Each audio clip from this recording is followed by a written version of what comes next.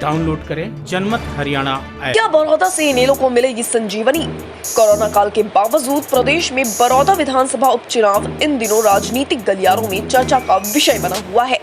सब जगह एक ही चर्चा हो रही है कि क्या बीजेपी बड़ौदा में पहली बार खाता खोल पाएगी? क्या हुड्डा अपने गढ़ को बचा पाएंगे? क्या बड़ौदा उपचुनाव से इनेलो में फिर से आएगी जान? इनेलो पार्टी इन दिनों काफी मुश्किल दौर से गुजर रही है। पिछले विधानसभा चुनाव में अभय चौटाला ही एकमात्र विधायक रहे जो जीत हासिल कर पाई। इनेलो के बड़े नेता पार्टी को अलविदा कह चुके हैं और पार्टी लगातार सिकुड़ती जा रही है। लेकिन परलों पर बाहर इनेलो सुप्रीमो ओम प्रकाश चौटाला इन दिनों इनेलो को जिंदा करने की जी तोड़ कोशिशें कर रहे हैं। अभय चौटाला भी लगातार अलग अलग मुद्दों पर सरकार को घेरने की कोशिशें कर रहे हैं, जो कि प्रदेश की प्रमुख विपक्षी कांग्रेस के नेता नहीं कर पा रही हैं।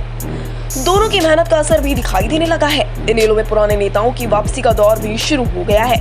कहा जा रहा है कि कभी इनेलो के कद्दावर नेता रहे संपत सिंह और रामपाल माजरा फिर से घर वापसी कर सकते हैं। बड़ौदा विधानसभा उपचुनाव को लेकर इनेलो सुप्रीमो काफी गंभीर दिखाई दे रहे हैं। वो उपचुनाव को अपनी पार्टी इनेलो को फिर से जिंदा करने का सबसे बड़ा मौका मान रहे हैं।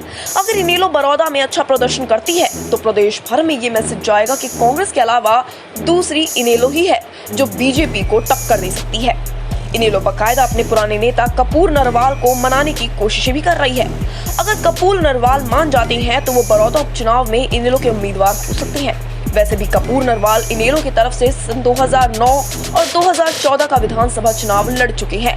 हालांकि वो जीत हासिल नहीं कर पाए, लेकिन दोनों चुनावों में उन्होंने अच्छे वोट हासिल किए थे। इनेलो में विभाजन के बाद कपूर नरवाल जेजेपी में चले गए, लेकिन वहां भी वो ज्यादा दिन टिक नहीं पाए और विधानसभा चुनाव से ठीक पहले बीजेपी में शामिल हो गए। लेकिन बीजेपी ने उन्हें बड़ौदा से मौका नहीं दिया और इनेलो के जरिए फिर से नरवाल चुनावी राजनीति में सक्रिय हो सकते हैं और बड़ौदा उपचुनाव उनके लिए अपनी ताकत दिखाने का बड़ा मौका बन सकता है। बड़ौदा विधानसभा क्षेत्र किसी वक्त इनेलो का गढ़ भी रहा है। इनेलो ने 1977 से लेकर सन 2005 विधानसभा चुनाव तक लगातार जीत हासिल की थी। सन 2005 विधानसभा चुनाव जब माहौल पूरी तरह इनेलो के खिलाफ था, तब इनेलो को उस वक्त की सबसे कम सीट आई थी। इसके बावजूद इनेलो ने बड़ौदा में विजय की पताका फहराई थी। अब इनेलो सुप्रीमो ओम प्रकाश चौटाला फिर से अपने पुराने गढ़ को हासिल करना चाहते हैं।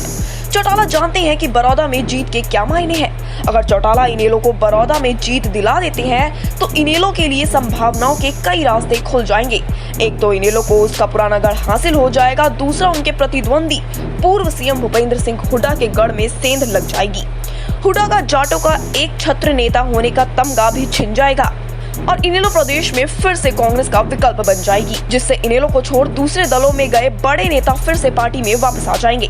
अब देखना यह है कि चौटाला की ये रणनीति कितनी कारगर साबित होती है और बड़ौदा में इनेलो कैसा प्रदर्शन करती है। ब्यूरो रिपोर्ट, जनमत हरियाणा। राजनीति के आगे, राजनीति के पीछे, हर हलचल को जानने के लिए हमारे YouTube चैनल जनमत हरियाणा को लाइक करें, सब्सक्राइब करें और अपडेट रहने के लिए बेल आइकन दबाना ना भूलें। देखते रहें जनमत हरियाणा, सच के अलावा कुछ भी नहीं।